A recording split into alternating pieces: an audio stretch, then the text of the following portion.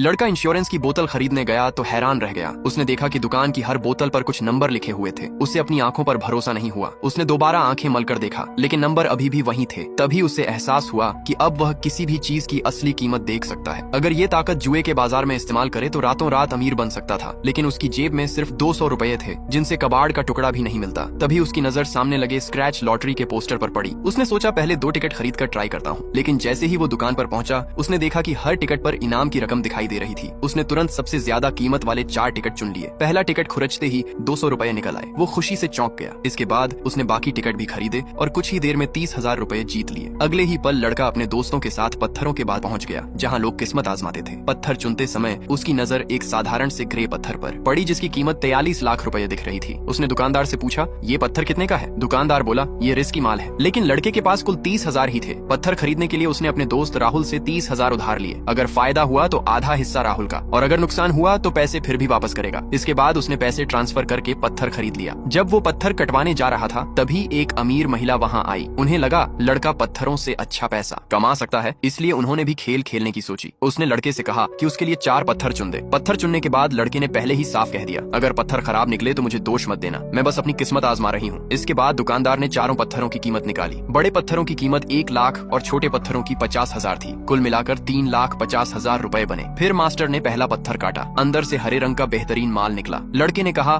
थोड़ा हिस्सा छोड़कर एक और कट लगाओ। जैसा उसने सोचा था बिल्कुल वैसा ही हुआ। ये देखकर पूजा खुशी से उछल पड़ी। इस पत्थर की कीमत सीधे 6,50,000 तक पहुंच गई। लेकिन लोगों को उससे भी ज्यादा हैरानी तब हुई जब तीसरा पत्थर खुला। वो सबसे महंगा निकला और उसकी कीमत 13,50,000 रुपए लगाई गई। पूजा खुशी से रोहित को गले लगा बैठी। वो बार बार कह रही थी कि रोहित कितना कमाल का है, अब सिर्फ आखिरी पत्थर बचा था, लेकिन उसका रंग काफी अजीब था। यहाँ तक कि मास्टर ने भी ऐसा पत्थर पहले कभी नहीं देखा था। उसे समझ नहीं आ रहा था कि ये अच्छा है या बेकार। तभी वहाँ एक बड़ा व्यापारी अपने लोगों के साथ पहुंचा। उसने पत्थर देखते ही समझ लिया कि इसकी कीमत करोड़ों में हो सकती है। कम दाम में खरीदने के लिए उसने झूठ बोला कि ये पत्थर ज्यादा खास नहीं है, इसकी कीमत ज्यादा से ज्यादा 6 लाख होगी। उसने तुरंत 6 लाख में खरीदने की पेशकश कर दी, लेकिन रोहित उसकी चाल समझ गया। रोहित ने सीधे कहा, मैं इसे 35 लाख से कम में नहीं बेचूंगा। ये सुनते ही सब लोग हैरान रह गए। सबको लगा रोहित के पास इतनी समझ नहीं हो सकती, लेकिन उन्हें नहीं पता था कि रोहित का खुद का खरीदा हुआ पत्थर अभी तक खुला ही नहीं था। अगले ही पल उसने मास्टर से अपना पत्थर काटने को कहा। जैसे ही पत्थर खुला मास्टर की आंखें फटी रह गईं। ये तो ब्लड जेड है, इतना दुर्लभ माल मैंने जिंदगी में नहीं देखा। चारों तरफ हड़कंप मच गया। एक आदमी बोला, मैं 10 लाख देता हूँ। दूसरा चिल्लाया, मैं 20 लाख दूंगा। तभी एक बड़ा ज्वेलरी व्यापारी आगे आई। उसने कहा, मैं 28 लाख दूंगी।